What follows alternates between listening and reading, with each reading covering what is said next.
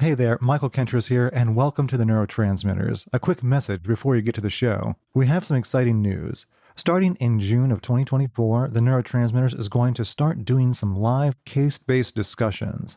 So if you or someone you know is interested in either presenting a case or being part of the discussion group, send us an email at contact@theneurotransmitters.com. Also in the show notes, with the subject line, case-based discussion. Looking forward to hearing from you soon. Hello and welcome to the Neurotransmitters, your podcast for everything about clinical neurology. I'm your host, Dr. Michael Kentris, and I am very pleased, as I always am on this recording, to welcome another excellent guest. I have the future Dr. Samantha Stallkamp Tidd with us today from Cleveland, Ohio. Thank you so much for joining the show. Thank you so much for having me. I'm excited to be on. So, as so many of my guests do, I came across some of your work on Twitter/X, and listened to some other podcasts you'd actually done recently, and you were talking a lot about kind of disability advocacy and disability in neurology advocacy specifically. So I thought we could start by just talking a little bit about kind of how because I should say, you are just moments away from graduating medical school. Congratulations. Thank you. And you'll be heading to neurology residency up in Rochester. And so, again, they're very lucky to have you. But thank you. Tell me a little bit about the path that led you to this point and how you kind of navigated your way to this point in your medical training / career. Yeah, I mean, that's a great question to start. So it really family ties is kind of how I got into this space. And I think if I was born into a different family, I don't know if I would have found neurology. I hope I would have. But, I grew up in Lima, Ohio, which is a small town in Northwest Ohio. I have an older sister who's a NICU nurse, not neuro ICU. She does the baby one, which I guess is fine. But, I have more of a soft spot for neuro. And my younger sister, Kellyanne, she is a teacher's aide and also Paralympic athlete. But she has spina bifida. And when she was born when I was around 3 years old. And so I grew up really in that disability mindset. It's all I knew. I knew that I'd have to make some adaptations for her. I knew that people looked at my sister differently when we were in public. And me and my older sister are always so protective of her. And there were just things that, as her sisters, we made sure happened so that she could exist in public and go through her life the way she wanted to. And I saw, my parents are just the biggest advocates for her. I mean, my mom advocates not just for her, but for that whole community. And growing up seeing her going and running my sister's sled hockey teams, and then seeing my sister get on the USA women's sled hockey team and winning the world championship. Like, cool. Insane. She's very cool. Much more cool than I am. I'm very proud of her, but my mom just made sure that there were spaces to where she could feel both included and also experience things that everyone else did. And I think that has always been my drive. Is I want the world to be as good of a place that it is that, like, my family has made for my sister everywhere, right? Because not everyone has those people that are by their side. And, we always talk like how it is in our home isn't always how it's going to be for you outside of the home, Kelly. Like, she's going to face things, she's going to face discrimination, and she has. But that's kind of what I've decided to fight for. So I went to Ohio State, third generation Buckeye, big OSU fan. So you mean to say the Ohio State University? The Ohio State University. I didn't know how pretentious I wanted to be on this podcast. I went to undergrad there as well, so we'll call it the Ohio State University, and everyone else can just deal with it. Okay, that's fine. I'm completely open to that. Third generation. My grandparents met there. I am ridiculous, but regardless, I went to the Ohio State University, majored in neuroscience. Because again, I was going to these neurology appointments with my sister, and unfortunately, my mom was diagnosed with MS while I was young as well, and so I was headed up to the Cleveland Clinic to go with her to her appointments and my sister's appointments at Nationwide, and traveling, because when you're a kid or you have a family member and you're in a more rural area without specialty care, you have to travel quite a lot and Right. get pulled out of school because, maybe the babysitter pulled out and things like that. But I thought it was the coolest thing ever, what those doctors were doing. And so I was just obsessed with the nervous system. So I thought, let's study it. So I went to undergrad, I was studying it, and I was walking around the Oval. It's the big, for people that don't know, it's a big green space at Ohio State. And there was an activities fair, and there was a group called Abilities. It was Abilities, an alliance of people with and without disabilities. And I went, yes. I walked up to it, found out there were 2 people in the club, and one of them was graduating. But I said, okay, let's sign on. I immediately became the vice president. I drug my now husband onto it, several of my roommates, and we just kind of went about growing this.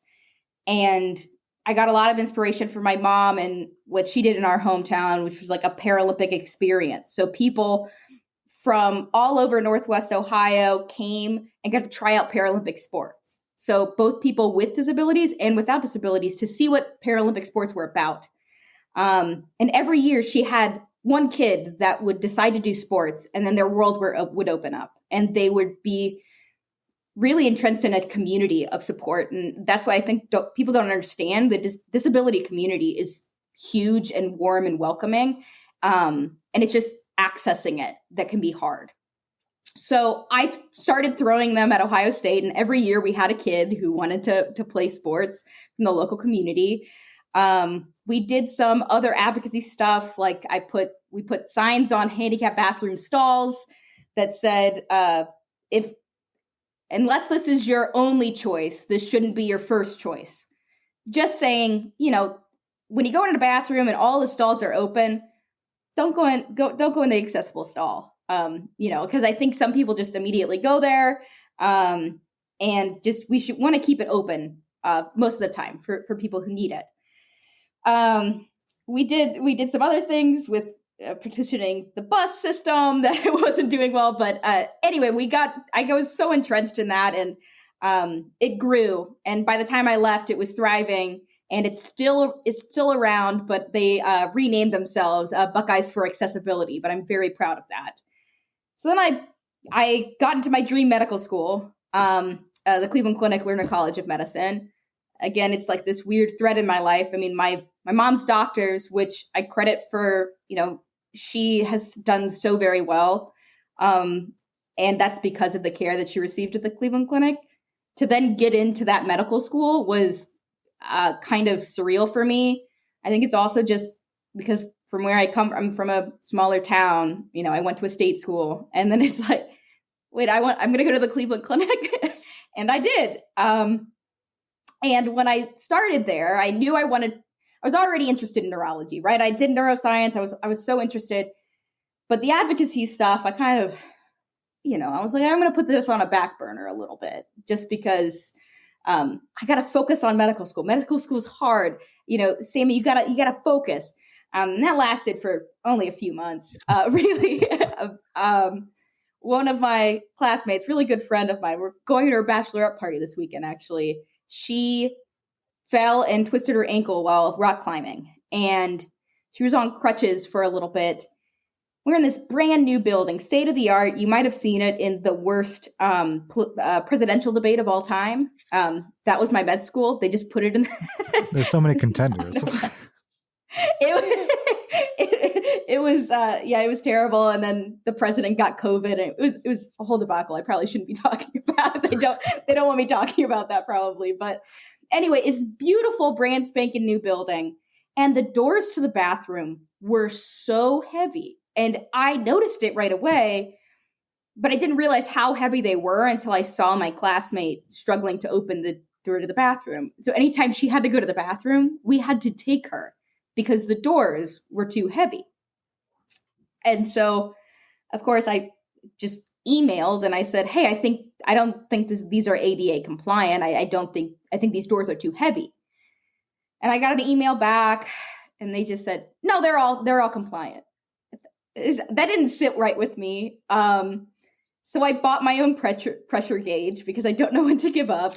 But they were 5 times the legal limit of pounds per force to open these doors. When they showed them that, they changed it. And now the doors are, they open fine, which is great. And it was a big win for me. But I told this story to one of my greatest mentors and friends, Dr. Natavich, Marvin, I call him. And he just said, let's make this group. And so we started a group on campus. And yeah, it's really been kind of up since then. Now, is the focus of this group for specific like local initiatives, or is it for education of other students with respect to like the needs of people with disabilities, or how would you characterize its mission? Yeah, I mean, so it's called the Disability Action Group. We started, I guess we ended up formally starting my second year, but we have been crafting it for a little bit. And the original mission was to address the gaps in the curriculum when it came to disability-related content. That has grown a lot to the disability-related gaps in med ed as a whole, and also accessibility, things like the technical standards at our school. It's kind of grown to where we have a ton of different projects going all at once, and lots of student involvement, lots of community involvement. I think it's kind of rare for medical school groups to have people that are not affiliated with the school at all. I mean, these people are not affiliated with the Cleveland Clinic, and they're just community members, parents of people with disabilities themselves that work in social work or healthcare, and some doctors from different institutions that just heard about it and wanted to help. So our mission is really just improving the lives of people with disability. I think that's the easiest, definition that we could make. And I think that it's just incredibly important. This is a stat that I wrote down because I wanted to make sure I read it just so people know how big of a scale this is. And I want to ask you what you think this number is. All right. So they did Lisa Iazzoni, wonderful researcher at Harvard, did a survey a couple years ago of 714 physicians. What % of them do you think said that they were confident in their ability to provide the same quality of care to patients with disability? How many, you mean like self-evaluation? They thought they could do it. Self-evaluation. Oh, probably. They thought that they could give the same quality. It's probably some ridiculously high number, like 100%. No, 40. 40.7. Really? I thought I was just expecting our profession to overestimate their abilities. Not with this. And I think it's because it's not addressed in medical school. Like, when were you taught how to adapt an examination for someone who's using a wheelchair, or for someone with sensory sensitivities because they have autism? You just kind of weren't. And then you get told, oh, you'll learn that. That's what I was. I would ask, and people say, oh, you'll learn that in residency. I mean, these numbers, there's more as statistics. You don't. It is one of those things where, I definitely didn't learn that specifically in medical school. Yeah. And it was something that, again, not formally instructed during residency, but it's one of those things where you keep getting presented with different situations and you have to think to yourself, how can I adapt this? And at least in neurology, doing like our child neurology months, and I will definitely tip the cap to the child neurologists out there. They're like masters of adapting the exam to different scenarios, through the entire, like from neonatal up to like young adulthood. And so those months that I spent on my child neurology thing probably provided the most robust experience in terms of like, I need to check their leg strength. Well, I'll have them hop on one leg, or, do all these different things. Yeah. Like very much enhances your observational skills and things like that. But I would agree with you. Like, it is not a formally trained skill in most, definitely not in most specialties, but even in neurology, I wouldn't say it's necessarily integrated into the curriculum most places. Yeah, and I think the thing, I mean, I'm so glad that you've had that experience. And I think that just the experience of seeing someone think through how they would adapt something, I think makes it easier Mm-hmm. for you in the future, because you can't teach every single adaptation you could ever do, because people are so different. I mean, people have multiple disabilities, people have, multiple things going on. So the adaptations are going to be individualized. But the fact that we're not even told to do that or how to do that, it leads to a worse quality of care. I mean, this is a very sad example, but one of my sister's friends, he passed away from a pressure ulcer that he went into sepsis and passed away. That ulcer was not discovered during his primary care visits. No one checked. No one took him out of his chair. And full physicals are often not done. You can talk to many people. I mean, it's anecdotal. I don't know if there has been a formal study, but at least those I know in the disability community, they do feel like they're not given a full exam, because I think people get nervous about it, or they think they don't have time. Oh, I don't have time to take them out of their chair to do a full abdominal exam. Well, you can miss masses. You can miss there's so many things that you can miss that you would do on an able-bodied person, but you're not doing in the specific situation. So I think that just that fact, as someone who loves someone with a disability, when I've kind of thought about how many people are uncomfortable, like seeing that stat, and then thinking about what tools I was given in medical school, it scares me. It scares me, because you hear all of these stories from people with disabilities that they've had these experiences, and I think people can do something about it. I really do. And I think I remember hearing you talk at one point about kind of a video encyclopedia that you were working on. Is that still ongoing, or could you tell us a little bit more about Yeah. that? So the original idea is called the adaptionary. So this is just a wild dream of mine that might happen. There's a lot of people that have offered to help. Zach London at Michigan has been great in giving me some tips. And essentially, what it would be is either an application or a website where it would show adaptive techniques, like in video format. We don't read. My generation does not read. Like, I am sorry for all of the people that are in curriculums and doing this. We don't read medical textbooks anymore. We watch videos. And I think that having ideas of, okay, if I need to do a strength exam on an amputee, what are some ways that I need to assess that, but also examine, their stump? Like, how do I do these things? Because I think seeing it and being able to just quickly Google abdominal exam seated, because you physically can't. And a lot of these things are structural as well. Mm-hmm. If you only have 15 minutes and you don't have nursing staff to help you get someone on an examination table, you have to work with what you've got. But I think some people just don't. And so showing examination techniques, showing adaptations, you can't obviously do all of them, but I think you could do quite a bit. Mm-hmm. And hearing people talk about it, and PM&R, child neurology, all of these people have a lot of really great techniques that they can offer. And also those that work with people on the autism spectrum disorder, I think also can offer a lot. So it'd be almost like an encyclopedia. We also, we had to try to see if these videos existed already. There's not a lot of good quality on how to go through the exam in video format. And so we are trying to develop a very basic guide that's almost like an introduction ourselves via video.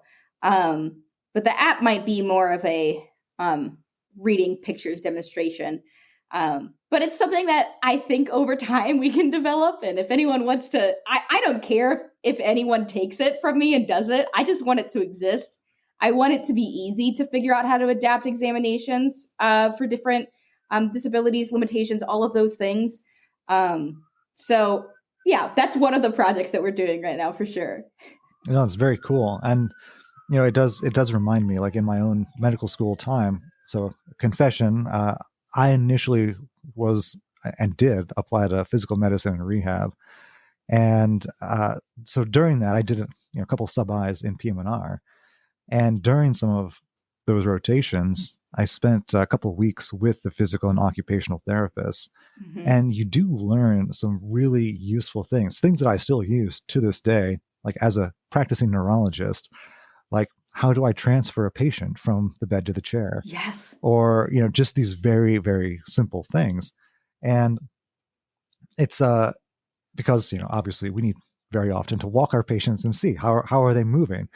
And Yes. so it becomes one of those things, like how can I walk with a patient kind of like as their walker, or with Yeah. or without a gait belt, and all those kinds of things, depending on the situation and relative body sizes and all that kind of stuff. But it definitely gives you a sense of like how to do some of these things that we don't necessarily learn during routine training. And they are very, very useful skills that will stay with you the rest of your career. Yeah, I think that's such an important point. And I think that's some of the pushback when people try to put disability curriculum in. Like when you talk about, I mean, even like the social work aspect of it, knowing the resources that are out there, I think as a physician, we should. Yeah, we can't replace social workers, but they'll push back and they'll be like, we can't be social workers. We can't be occupational therapists. We can't be physical therapists. And I'm just like, okay, but we should probably know what those jobs do and where the overlaps are so we can help our colleagues, right? Social work is they're so overworked, and that profession is so phenomenal. I mean, they do such great work, but literally just being a physician who takes care of patients with certain disorders. I've made this suggestion to a lot of physicians.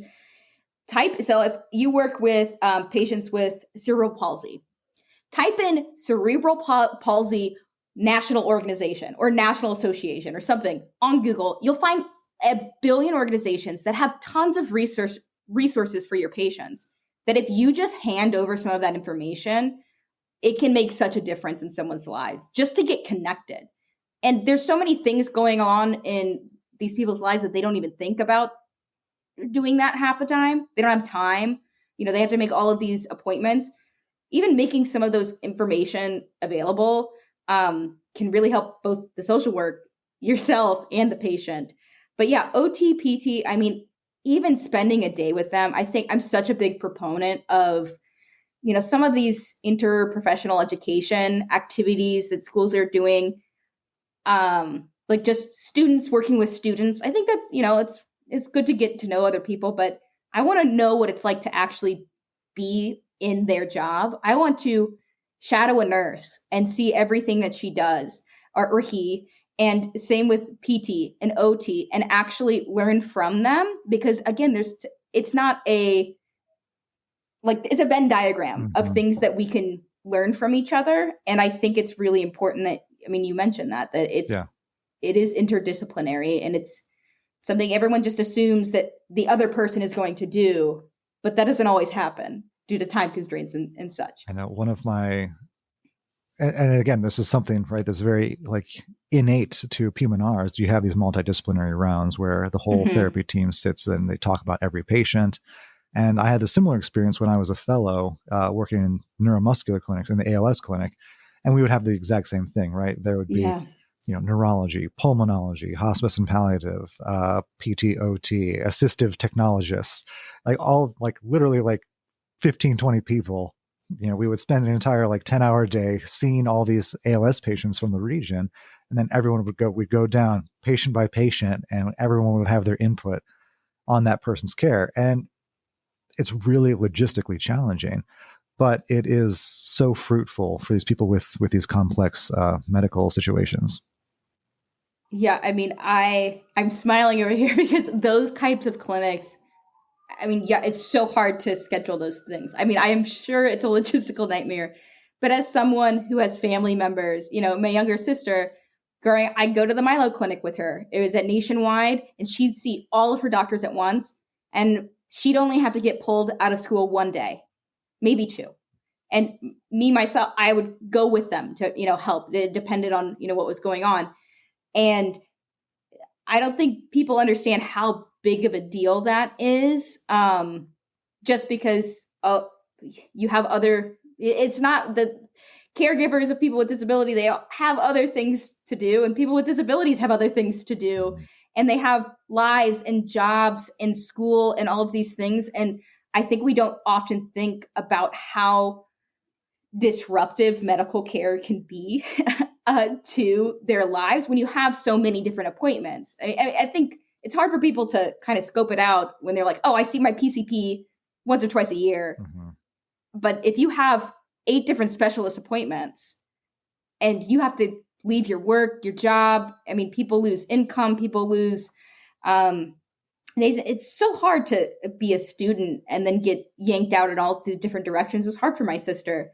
We'd be doing the homework on the way there and back from Columbus. And it's even more exacerbated by people being in rural areas. Right. So that clinic, those clinics are just so amazing. And I hope more institutions make it for more and more more disease groups, more of them, because I think it's so, and the collaboration is so fruitful. I mean, it really is.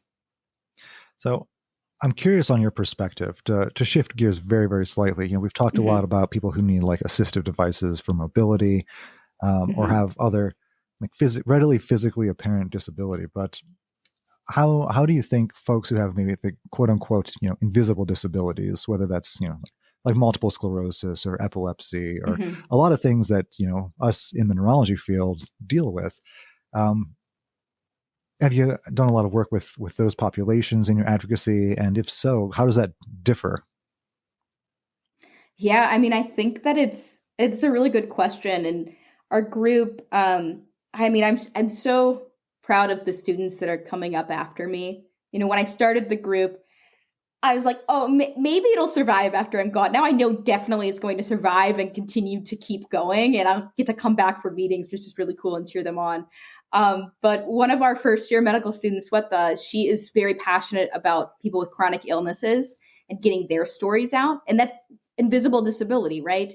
That's what that means. And she actually started this really great series called Fireside Chats, where people with chronic illnesses or disabilities come that are in healthcare come and talk and share their stories. So far we've had someone with long COVID in healthcare having to deal with that and being temporarily disabled, and also having, they have a lot of like worst days, good days, and a lot of stigma is thrown their way.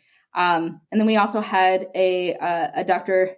PM&R actually who has Marfan syndrome, and he talked about his experience, the pressures of medicine and not feeling supported, but then at times feeling like he had to be better, like even better than anyone who was able-bodied and wasn't dealing with chronic illnesses.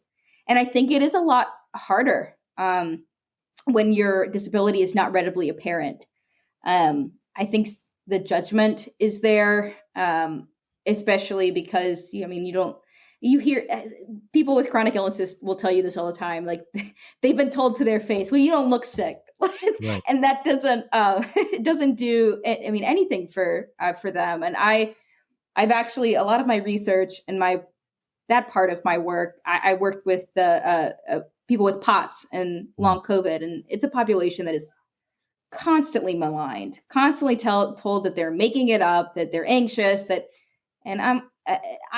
it's so wild to me, because I'm like, this is someone who was running marathons 3 months ago, and now she can't walk across the room. You're telling me that it's all in her head. Some of these chronic illness stories, when you hear them and they talk about their lives, they feel like they shouldn't be sick. They should be able to do some of these things. And it's really society's expectations that are put on them, that they should be able to do this in the state that their body is in. But a lot of times they might need adaptations, and it's harder for them to get those. It's the same with mental health. It's so much harder for people to even be open about it. Mm-hmm. Medical students aren't open about their mental health. I Yeah. would I can mean, tell you most of, physicians as a population, yeah. right? It's like, I know you haven't had to do this yet, but when you check the boxes, like, do you have any physical or mental disabilities that could impair your ability to practice medicine, right? I mean, it's essentially a form of Yeah. discrimination, right? Well, it is. I mean, that's actually it. It's exactly what technical standards are. I mentioned that earlier. So basically, every medical school has this document that you have to sign almost every year. I don't know if you remember signing it, but it says you have to be able to fulfill these very specific things. And some of them, it's like you have to, not get distracted, and you have to be able to focus on one thing. And I'm like, I have ADHD. Am Yeah. I lying to this document because I'm signing saying I'm good? I'm fine. I've never needed accommodations. I'm a little hyperactive, maybe. Get I would distracted, never but have guessed. am I lying? It's so. Oh, I'm a. Like, I was in the generation where no girls were diagnosed, Mm. and they diagnosed me in kindergarten because they were like, "Girl, there's something, there's something wrong with you." But really, it feels like you're lying to this document. And some of them are very specific, and they target people with low vision. One of my best friends in medical school has low vision, and he had to sign this document saying that he had perfect vision, basically, or that he had adaptations to get perfect visions. He didn't, but they made adaptations for him throughout his career. But the problem is, this is a contract that people can use to kick these students out of school. Mm-hmm. And so if they became, let's say that their chronic illness got worse and they couldn't fulfill one of those things, if the school didn't want to deal with them, they could say, "Look, you lied, you signed this, bye." Yeah. Now, I've heard of that happening before. It hasn't happened at my school. It hasn't happened in the school surrounding. But the fact that that's hanging over your head, I think, is very destructive. So there's a lot of people that are trying to update their technical standards to make it, okay, we just expect you to be able to fulfill these criteria with adaptations. Or you have to be able to have a path in medicine that you're going to be able to do, Mm-hmm. right? So someone who is blind, visually impaired, might not be the best pathologist, but they might be a brilliant internist, a brilliant, psychiatrist, right? And so those paths are open to them. They can be wonderful physicians, but some of the other ones are closed. I do remember reading an article not too long ago about a P1R doctor who had, like, he was legally blind, but he was still performing his function, like by hearing people walk and physically examining them. And like, he had adapted his practice to such an extent that he was still providing care for these people. And I thought that was just wild. I mean, I think it's when those people were given the tools that they needed. And I mean, if you think about how many patients would be losing out on having such a fantastic physician if he was told no, or if he was kicked out because of some health thing that came on, and it's just so scary with some of these documents, and it makes it so unwelcoming. And we're trying to rewrite ours. We get our accreditation through Case Western, so it's like this whole, like, we have to help them change theirs. But Michigan has, I mean, it pains me to say this as a Buckeye, to be honest. But Michigan has some of the best technical standards in the country, and they really are the benchmark for how to be inclusive without, and actually show what do you need to be able to do in medical school without being blatantly discriminatory, and opening students up for getting, kicked out of school. Excellent. And we kind of skirted around this a little bit, but a thought that occurred to me as we're talking, is if I can loop a few of our points that we've hit along the way together, that a lot of physicians think that they're unable to appropriately take care of people with disability, that we have this system, structurally in place that limits people with disability from entering medicine. And then we talked a little bit about this before we were starting recording, about how medicine as a profession is perhaps one of the more discriminatory professions out there against our own people. Yeah. If you had Yeah. to tie those threads together, what are your thoughts about this? Because this is a kind of perennial online debate that we see, where the older generation criticizes the younger generation for not being as tough, for working as hard, or X, Y, Z, or the other thing. But where do you see medicine kind of with the inclusion of people with various disabilities? And what are things that you've seen that are going well or not, as the case may be? Yeah, I mean, oh, that's such a good question. I mean, I think as we see physicians with disabilities all the time. I mean, Stanford does a lot of work, and they have a group that and they have this pocket docs with disabilities, and we see more like more are being successful in their, and I think that is just because we've made medicine a little bit more humane. I think that we've been able to see more people with disabilities enter the field. And I think it'll only increase because I think people will feel inspired, like other people with disabilities will feel inspired to go and become doctors themselves. There's a famous neurosurgeon, again at Michigan, who has spina bifida.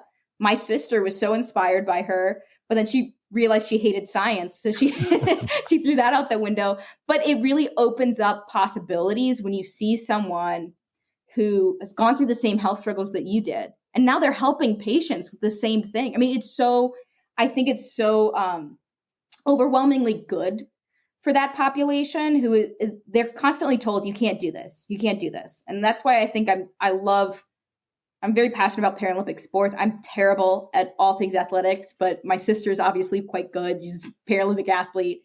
But it really can change someone's mindset when they look at the possibilities. My mom actually wrote a book about my sister. It's called Sports Set Me Free. And they're doing like this book tour where they're talking to kids with disabilities about all of these different sports that my sister was able to do. And when you see the possibilities, that when you make good adaptations, right? We took off the bottom of her crutch and put a golf club in it so she could golf with us. Oh, You know, interesting. you can see, I mean, there's so many different ways you can adapt and you can overcome these things. That when you see doctors doing that and performing at the highest level, I think it can only increase. But I do think you're talking about pushback to a lot of these things. I mean, from the other generation, oh, it's soft. 24-hour calls, you learn better. I mean, we talked about that, there's science that, I mean, you don't, Right. Like you can't. basically after 15 minutes in a lecture, you're not really learning that much anymore, right? I mean, it's so true. And I think that I think this generation is reshaping medicine to remind all of us that we're people first. And I think only good things can come of it. Like I never want to be a doctor that is so obsessed with working and my job and so dedicated to it that I forget what it's like to be a human being, because I also think that's dangerous. You if you can't put yourself in a patient's shoes because you haven't lived your life at all, I think that's a little dangerous. I really do. And I think having these people that have been through chronic health conditions, that have been through these things, they have an understanding no one else does.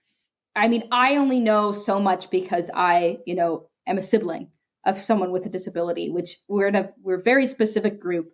We have very specific quirks about us. It's really interesting when you talk to siblings of people with disabilities. We have very similar like issues, all these things. But I think that it's that diversity of experience, and I think that is only come in recent years when we're celebrating that. And I just hope that we continue to include and talk about this set of diversity, people with diversity of experiences in healthcare and disability and those things, because I think that they make such fantastic physicians. I really do.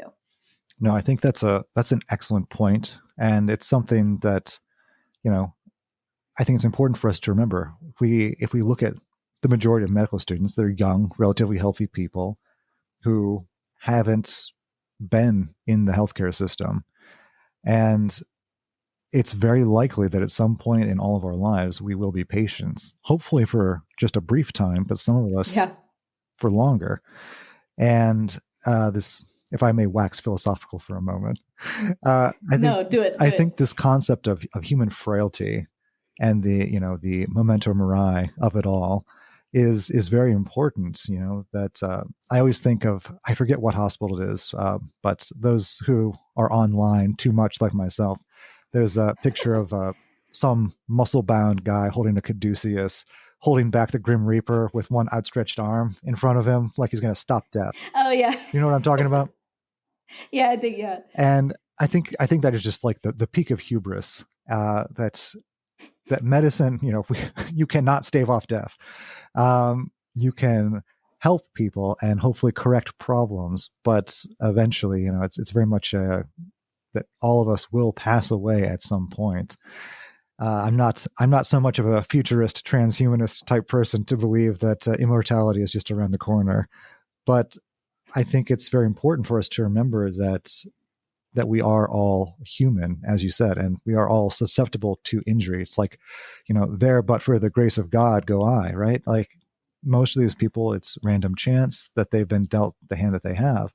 It could just as easily Yeah. be any one of us, or, you could be walking across the street and it could be, so Yeah. I think it's, it's one of those things where it's very easy for us. It's the easier thing not to think about, you know, these bodies that we all have during this life are all so frail, and just one of a million things could go wrong and it could change our entire lives.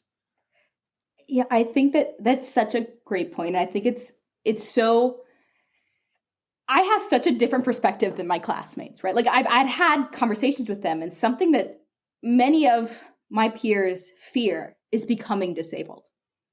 Oh, if I became disabled, like, oh, I'm a surgeon. If I lost a hand, I'd be dead. There's nothing. I can't go back. My quality of life would be nothing.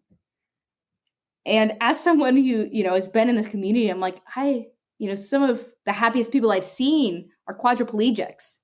I met I think he was second in the world in adaptive bocce. What he does is he sets up a ramp. He can angle it. He has someone that helps him angle it, and he wears a helmet, and he can use his neck muscles, and he tips it in just right and plays bocce and is phenomenal at it. And he had so much joy in his life. And most people would look at him and say, "Oh, I would never want to live like that." Well, I don't. I think that sometimes people have these assumptions about the quality of life of people with disabilities that, as someone who loves someone with disabilities, is scary. I mean, we saw during COVID. I mean, I think it's a New York Times article that went through this, that people with disabilities were more likely to have their care withdrawn during COVID. And, that it really affects me, when I read things like that. And I think as doctors, we have this a lot of doctors have this inflated concept of what quality of life means. Yeah. And it is different for every person. Mm-hmm. But I think that also comes with experience of knowing, oh, I can actually adapt. I remember having this conversation with my classmates. They were like, it's literally, MS is not genetic that we know of, but it also is environment. It's like, maybe, it depends. It has factors for both. But it's not like because my mom has MS, I'm going to have MS for sure. Right. But I also grew up in the exact same area as my mom. So maybe those factors all align and I get MS. I'm not really scared of that because I know that I'll be able to adapt. I've seen my mom adapt. I've seen my sister adapt. I've seen people who became amputees later in life, quadriplegics later in life. I've seen them adapt and be happy. And I think a lot of this can be really fixed by just having exposure to people with disabilities outside of the hospital. Because you see people with disabilities as a doctor in some of their lowest points. They don't want to be at the hospital. Right. They're not going to look happy. You don't see the joy that they have in their life. That's actually why this is probably the thing I'm most proud of my group doing, is we developed this curriculum that's in its pilot right now called the Disability Buddy Program. And it's 5 sessions, 3 of them, all you're doing is hanging out with a buddy with a disability, right? So we had a luncheon where there's a dinner where they came, we ate barrio tacos and played board games with med students. Two of them, 2-on-1. It was a great time. And then the next time, it was a panel where the med students got to ask us any questions, both people with disabilities, not their buddies. This was a separate thing, and people that cared for people with disabilities. And then the third session, they had it last week. They went out in public to an art museum with their buddies. So they went to the Cleveland Museum of Art. They got to see what it was like walking with someone disabled in the space. A lot of them, wrote reflections on the fact that they never had to think about where the elevators were or the ramps or things like that. And they're going to think about that next time they have a patient that's running late for an appointment. Oh, well, you know what? That one elevator, it's slow as heck. There's no way that they would be able to get up here in time. I should have warned them in advance before they came to this appointment. There's many things that can come then.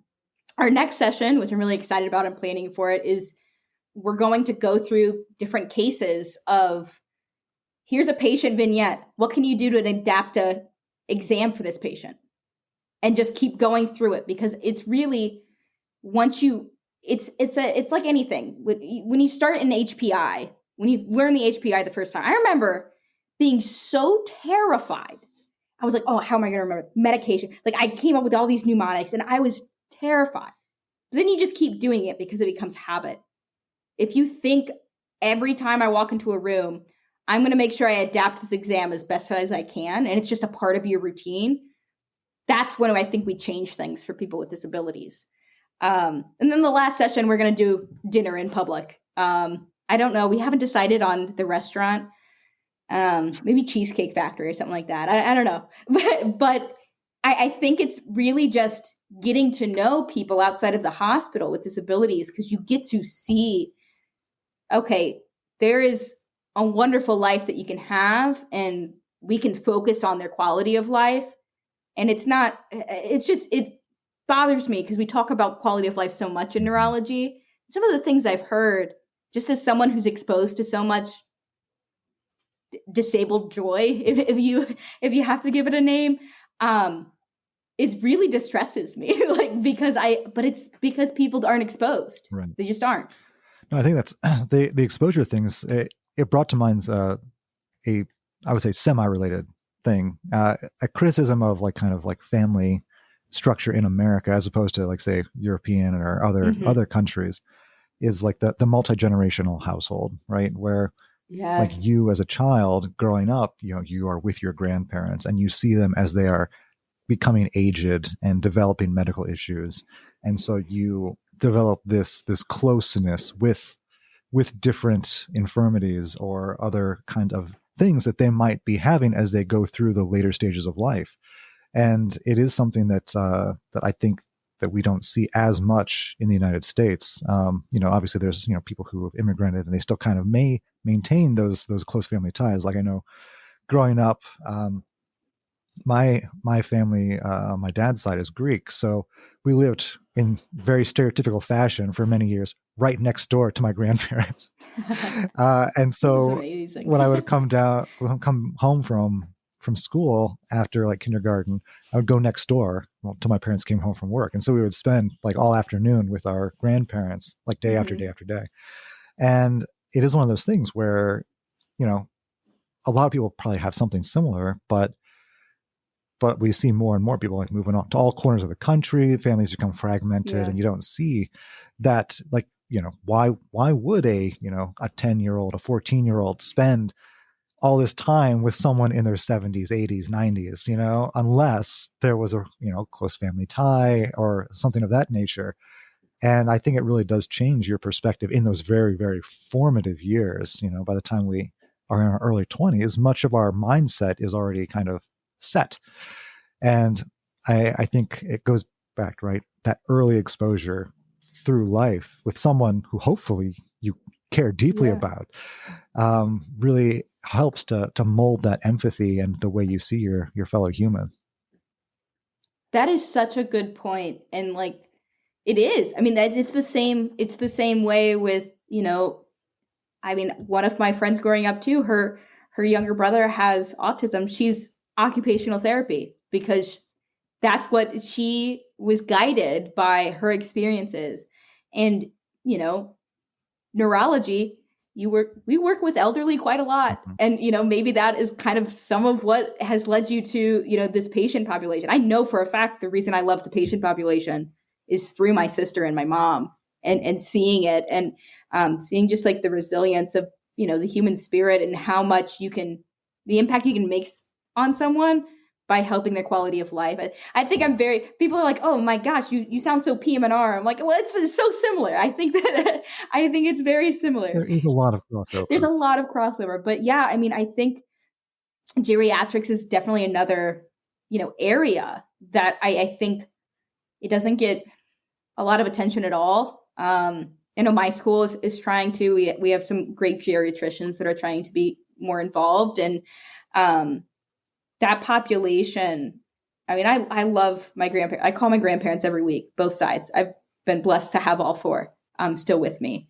And it really has, I think, both my exposure to multiple generations of, individuals in my family, and then also through my sister, all of her friends, that I think it has shaped me in a certain way to practice medicine a certain way. And I mean, it's so right that now, with how separate everyone has become, and even that we spend less time together, I mean, not to sound all, crotchety with these days we only talk over the phone. I mean, we're recording this over the phone, right? I mean, Yes. but technology, I think there's something about human connection that we do miss with technology. And I'm a big proponent of telehealth because it really helps rural communities. But I think something needs to be said about some of these in-person experiences and actually getting to know people, not just 2D, but 3D. I don't know, maybe holograms will help, but I don't know. I'm not ready to go full metaverse with my painting I don't still. think I am either. I just imagine like people like popping up at times that I do not want them in my head. Like when you see it in the movies, it doesn't seem like you can answer the phone calls. So I really hope that they work out that bug when they make it in real life. Awesome. So I know we've been talking a lot about various subjects. It's been very enlightening for Mhm. me as well. For folks who want to learn more, where would you direct them? What are some good resources? I know you mentioned, looking like, X syndrome, association. I know Yeah. that's been super helpful for me in the past as well. Um, but any more broadly sweeping groups that you would recommend people look to? Oh yeah. So Stanford, so they have a great group. Um Docs with Disability is a great podcast that highlights uh, doctors with disabilities. It's just in the name. Um, the University of Michigan, their family medicine department has a page with a lot of resources on educational materials and disability, largely focused in primary care, but they really do spread out a lot, and they've come up with a lot of work. Um, University of UPenn has a disability group that have been putting out some good stuff, and Harvard as well. Dr. Tolkien, Dr. Iazoni. There's a lot of interest over there. And then the Cleveland Clinic, we're trying to, we might get social media eventually, but we wanted to, have a product first, and we're getting through this pilot, but they can also reach out to me on, Twitter, or yeah, Twitter's probably the best to reach out to me, just because my emails I have like 8 emails now, and I don't know how to, and I'm about to get another one. So I'm not sure how to handle that, but I can always connect them. Honestly, Twitter has I know X, Twitter, I know people have opinions on it, but I have learned about so many groups just by being on there and just searching disability med ed or disability. And there's a bunch of people doing really great work. But yeah, I mean, it's there. It's just people have to find it, and I think we're getting louder and louder as time goes on, which is really wonderful. Awesome. Oh, thank you so much for coming on. I really appreciate you taking the time to come and talk with me, talk with everyone listening. And hopefully we'll get some more medical students interested in engaging with some disability advocacy. Well, thank you again, and thank you for all you do for MedEd. You really are an inspiration for Oh, everyone who wants gosh, to I'm go into blushing it. over So here. thank you. Well, I mean, I'm blushing over here too. It was a great conversation, and I hope to talk again soon. Awesome. Thank you. And thank you for listening. If you've made it to the end of the podcast, congratulations. Thank you for taking the time to spend your precious time with us. You can find me on Twitter/X at Dr. Kentris, DrKentris. And you can also check out our website, theneurotransmitters.com. Thanks again for listening, and we will see you next time.